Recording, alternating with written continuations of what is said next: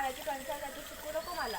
अगं हो, पण आजकाल पक्ष्यांना किती साऱ्या प्राण्यांना प्यायला सुद्धा पाणी भेटत नाही. म्हणून मी बोलली तुला की पाण्याचा वापर जेवढा लागेल तेवढा कर. आणि धरणे, नदी किती साऱ्या कोरड्या पडल्या आहेत, म्हणून पाण्याचा वापर जेवढा लागेल तेवढाच कर.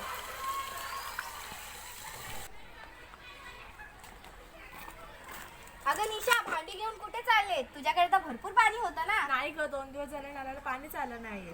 5 किलोमीटर दूर जाऊन दुसऱ्या गावातून विहिरीचं पाणी घेऊन येत आहे. म्हणून त्या दिवशी तुझं ऐकलं असतं तर मला खूप बरं झालं असतं. मी तुला सांगितलेलं ना, आजकाल सर्वजण आपल्या घरामध्ये बोरिंग बांधायला लागले.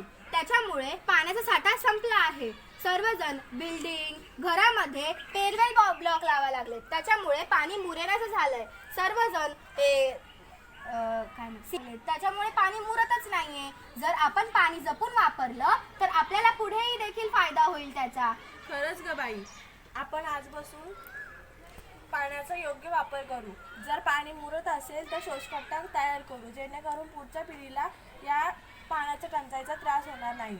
तुला माहितीये, जर आपल्याला एका माणसाला 20 लिटर पाणी आंघोळीसाठी लागत असेल तर आपल्या घरात जर 5 माणसं असतील तर आपल्याला 100 लिटर पाणी लागेल. आणि ते 100 लिटर पाणी आपण वाया घालवलं तर त्याचा काय वाईट परिणाम होईल माहितीये का तुला? म्हणून ते पाणी आपण जपून वापरायला पाहिजे. म्हणून तर म्हणतात, जल है तो जीवन है.